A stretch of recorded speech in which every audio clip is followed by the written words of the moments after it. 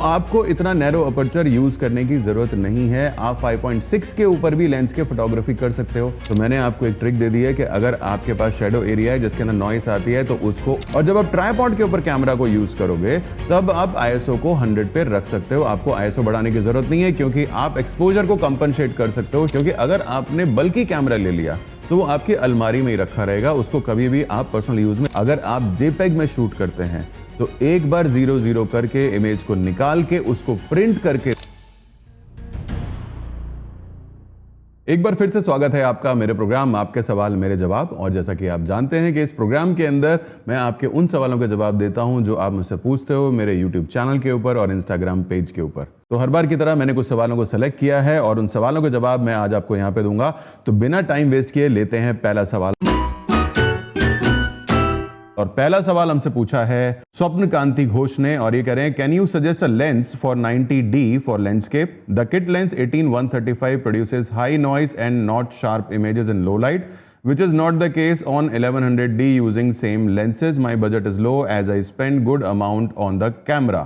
तो 90D से आप फोटोग्राफी कर रहे हो, आपके पास 18-135 लेंस है जिसकी क्वालिटी से आप खुश थे जब आप उसको 1100D के ऊपर यूज कर रहे थे। तो सबसे पहली चीज मैं आपको यहां पर ये बता दूं कि अगर आप 1835 की क्वालिटी से खुश थे 1100D के ऊपर तो 90D के ऊपर भी वो अच्छा ही परफॉर्म करेगा। जैसा रिजल्ट वो आपको वहां पे दे रहा था उससे बेटर रिजल्ट वो आपको यहां पे देगा। अब जहां तक बात है कि वो आपको नॉइज दे रहा है, तो नॉइज आपको सिर्फ एक ही कंडीशन में दे सकता है जबकि आप हायर आईएसओ के ऊपर शूट कर रहे हो, या एक और रीजन शायद हो सकता है कि आप एक्सपोजर सही तरीके से नहीं सेट कर रहे हो। इन दोनों ही केसेस के अंदर आपको लो आईएसओ के ऊपर शूट करना है। अब लो आईएसओ के ऊपर आप कैसे शूट कर सकते हो? सबसे पहली चीज तो ये कि जब आप लेंस के फोटोग्राफी करते हो तो कैमरा आपको ट्राइपॉड के ऊपर यूज करना चाहिए, और जब आप ट्राइपॉड के ऊपर कैमरा को यूज करोगे तब आप आईएसओ को 100 पे रख सकते हो। आपको आईएसओ बढ़ाने की जरूरत नहीं है क्योंकि आप एक्सपोजर को कंपनसेट कर सकते हो शटर स्पीड को घटा करके। अब एक चीज और हो सकती है कि आप अपर्चर बहुत ही नैरो यूज कर रहे हो, आप यूज कर रहे हो f16 या f22, तो आपको इतना नैरो अपर्चर यूज करने की जरूरत नहीं है। आप 5.6 के ऊपर भी लेंस के फोटोग्राफी कर सकते हो, आप f8 के ऊपर भी लेंस के फोटोग्राफी कर सकते हो, आप f10 f11 भी यूज कर सकते हो। क्योंकि जब आप लेंस के फोटोग्राफी करते हो तो उस वक्त कोई भी चीज पास में नहीं होती, सारी चीजें बहुत दूर होती हैं। आप कहीं पर भी अगर फोकस करोगे तो उस लाइन की सारी चीजें फोकस में आएंगी। डिफरेंस तब आएगा जबकि एक पेड़ आपके पास में हो, उसके बाद में पीछे एक हट हो और उसके बाद पीछे पहाड़ हो, तो आपके पास में 3 सेगमेंट बन जाती हैं।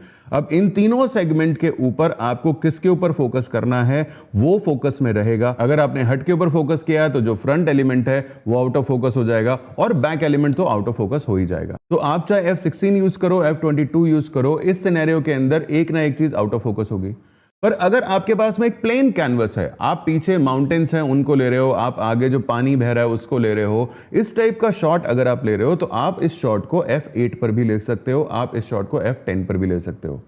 पर अगर आपको f16 f22 के ऊपर जाना ही है, उस केस में आपके पास ऑप्शन है कि आप शटर स्पीड को रिड्यूस करो। आप 1/10 पे जा सकते हो, आप 1 मिनट के ऊपर जा सकते हो, आप 2 मिनट के ऊपर जा सकते हो। पर हाँ, एक चीज का ध्यान रखना, अगर हवा चल रही है, पेड़ हिल रहे हैं, तो वहां पर आपको पेड़ इतने ज्यादा क्लियर नजर नहीं आएंगे। तो मॉरल ऑफ द स्टोरी ये है कि आपको एक्सपोजर करेक्टली चूज करना है।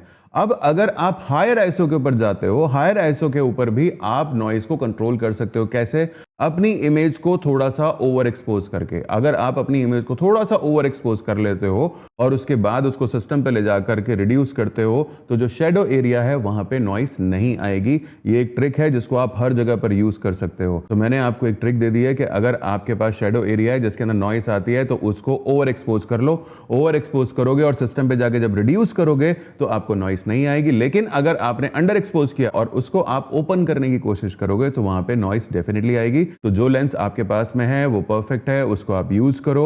आपको सिर्फ एक्सपोजर को सही तरीके से सीखना है, और मैं हर बार बोलता हूं कि अगर आप फोटोग्राफी को सही तरीके से सीख लोगे तो आपको एक्सपोजर भी अच्छे से समझ में आएगा, आपको फोकस पॉइंट्स भी अच्छे से समझ में आएंगे। और इसलिए मैं आपको रिकमेंड करूंगा कि आपको लेंस खरीदने की जगह फोटोग्राफी सीख लेनी चाहिए। मेरा एक कोर्स है, बहुत एक्सपेंसिव कोर्स नहीं है, उसको आप ज्वाइन कर लो। लिंक मैंने डिस्क्रिप्शन के अंदर डाल दिया है।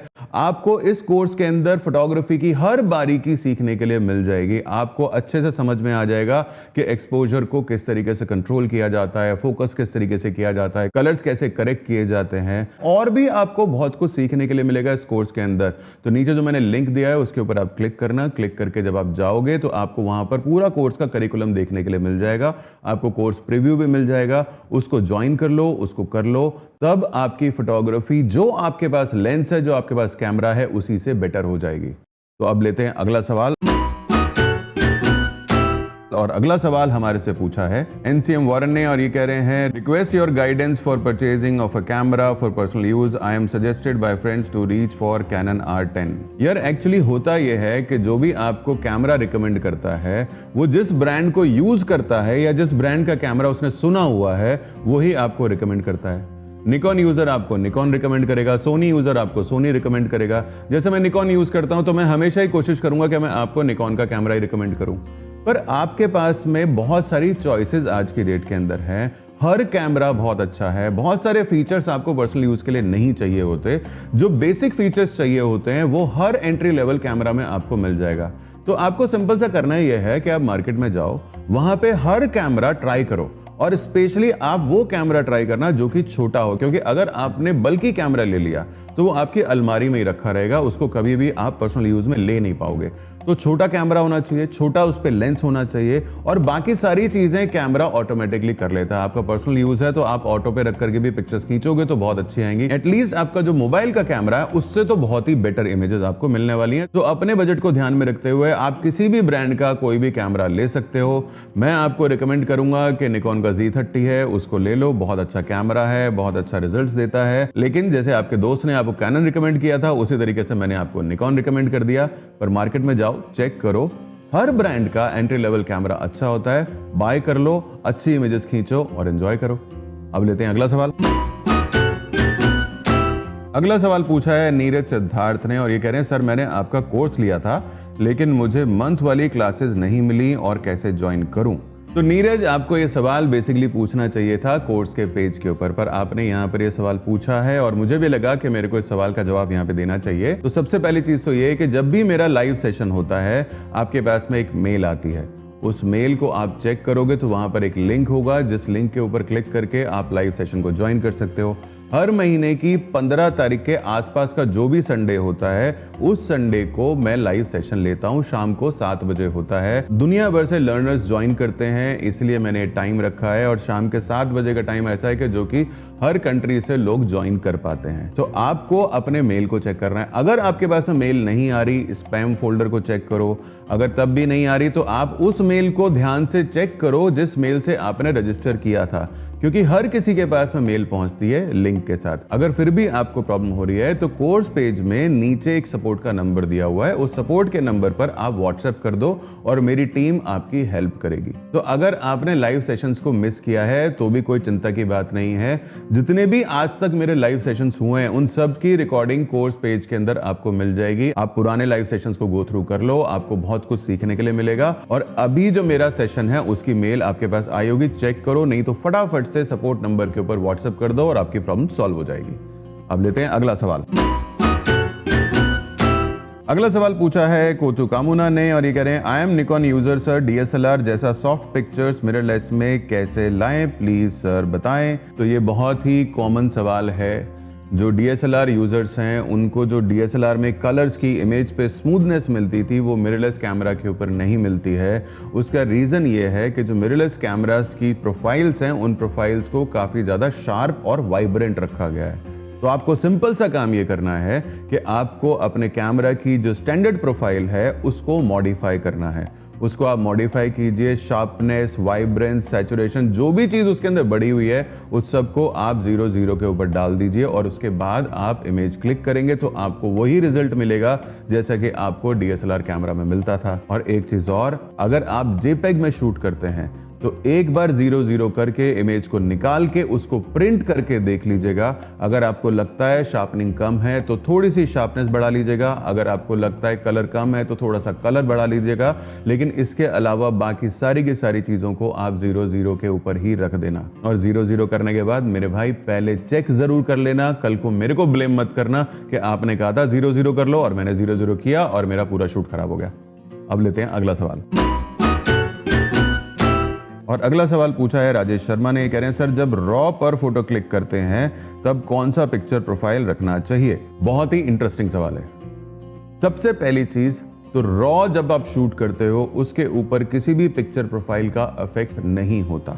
रॉ का जो प्रीव्यू आपको आपकी बैक स्क्रीन के ऊपर मिलता है वो जेपेग प्रीव्यू मिलता है। सिर्फ उस जेपेग प्रीव्यू के ऊपर ही पिक्चर प्रोफाइल का इफेक्ट होता है। तो जब आप रॉ खींच रहे हो उसको आप चाहे स्टैंडर्ड के ऊपर खींच लो, उसको आप चाहे विविड के ऊपर खींच लो, आप किसी भी पिक्चर प्रोफाइल के ऊपर खींच लो, इनफैक्ट आप ब्लैक एंड व्हाइट के ऊपर खींच लो। जब आप उस रॉ फाइल को अपने सिस्टम के ऊपर खोलोगे तो वो आपको ब्लैक एंड व्हाइट की जगह कलर दिखाई देगी, क्योंकि रॉ फाइल के ऊपर कोई भी पिक्चर प्रोफाइल अफेक्ट नहीं करेगी। लेकिन आपने अगर विविड प्रोफाइल सेलेक्ट की हुई है तब आपको बैक स्क्रीन के ऊपर जो प्रीव्यू दिखाई देगा वो आपको विविड के अंदर ही दिखाई देगा, यानी कि उसमें कलर्स बहुत बड़े हुए होंगे। इसी तरीके से अगर आप ब्लैक एंड व्हाइट प्रोफाइल को चूज करोगे तो बैक स्क्रीन के ऊपर आपको ब्लैक एंड व्हाइट दिखाई देगा, क्योंकि वहां पर वो आपको जेपेग का प्रीव्यू दिखा रहा होगा। तो बिना डरे किसी भी पिक्चर प्रोफाइल को आप यूज कर लो और उसके बाद रॉ को जब आप प्रोसेस करोगे अपने सिस्टम पर, वहां पर देखना कि अगर आप अडोबे फोटोशॉप या लाइट रूम के ऊपर अपनी इमेज को प्रोसेस कर रहे हो तो उसके अंदर उसने अडोबे कलर लिया हुआ होगा, उसकी जगह आपको जाकर के सेलेक्ट करनी है कैमरा मैचिंग प्रोफाइल, तभी आपको सही कलर्स दिखाई देंगे।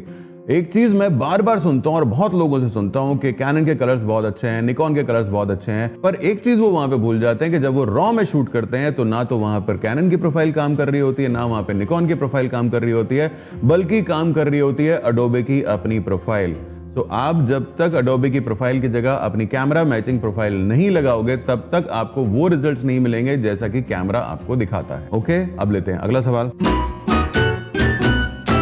और अगला सवाल हमारे से पूछा है विजिट पंजाब ने, और ये कहते हैं मैं अपने YouTube चैनल पर Samsung S21 FE से वीडियो बनाकर डालता हूं। अब कोई न्यू कैमरा देख रहा हूं, बेस्ट है इस वक्त का Sony A6700। अब मुझे ये समझ में नहीं आया कि आप मुझे बता रहे हो या मुझसे पूछ रहे हो। तो अगर आप मुझे बता रहे हो तो थैंक यू, पर अगर आप मुझसे पूछ रहे हो तो सोनी का A6700 एक अच्छा कैमरा है, सोनी का ZV-10 एक अच्छा कैमरा है, निकॉन का Z30 एक अच्छा कैमरा है, निकॉन का Z50 एक अच्छा कैमरा है, इसी तरीके से कैनन के कैमरास भी अच्छे हैं। आप कोई भी एंट्री लेवल कैमरा ले लो, आपको सिर्फ एक चीज देखनी है कि उसके अंदर माइक इनपुट हो, उसके अंदर एक हेडफोन का आउटपुट हो और उसके अंदर HDMI आउट आपको मिल जाए और वो 4K 30p कम से कम रिकॉर्डिंग देता हो। तो आप ये बेसिक चीजें किसी भी कैमरा में चेक कर लो। आप कोई भी कैमरा ले लोगे ना, वो आपके मोबाइल फोन के कैमरा से तो बहुत ही बेटर रिजल्ट्स आपको देगा। तो अपना बजट एक बार चेक कर लो, और सिर्फ कैमरा आपको नहीं खरीदना है, आपको एक लेंस भी खरीदना पड़ेगा। तो जो कैमरा आपको किट लेंस के साथ मिलेगा, मैं कहूंगा कि उसको अवॉइड करना, पर स्टार्टिंग पॉइंट के लिए आप उसको ले सकते हो। लेकिन अगर आप 50 mm का या 35 mm का लेंस साथ में ले लेते हो, एक बेसिक एंट्री लेवल लेंस आप ले लो, प्राइम लेंस लेना, वो आप अगर ले लेते हो तो आपको रिजल्ट्स अच्छे मिलेंगे। और एक सबसे इंपॉर्टेंट चीज कि आप मोबाइल फोन से जब अपग्रेड करके किसी भी कैमरा पर आते हो तो आपको डिटेल्स तो बेटर मिल जाती हैं, लेकिन अगर आप सोचोगे कि आपके वीडियो की क्वालिटी एकदम से चेंज हो जाएगी तो वो एकदम से चेंज नहीं होने वाली, क्योंकि वीडियो क्वालिटी को चेंज करने के लिए आपको लाइटिंग की जरूरत पड़ेगी। तो आपको कम से कम 2 लाइट्स खरीद लेनी चाहिए। अगर अभी आपके पास में कैमरा का बजट है और लाइट का बजट नहीं है तो मैं आपको रिकमेंड करूंगा कि आप पहले 2 लाइट्स खरीद लो, उससे आप शूट करो, वहीं पर ही आपकी वीडियो की क्वालिटी बहुत बेटर हो जाएगी। और उसके बाद जब बजट बन जाए तब आप किसी प्रोफेशनल कैमरा की तरफ जाना। ठीक है, अब लेते हैं अगला सवाल।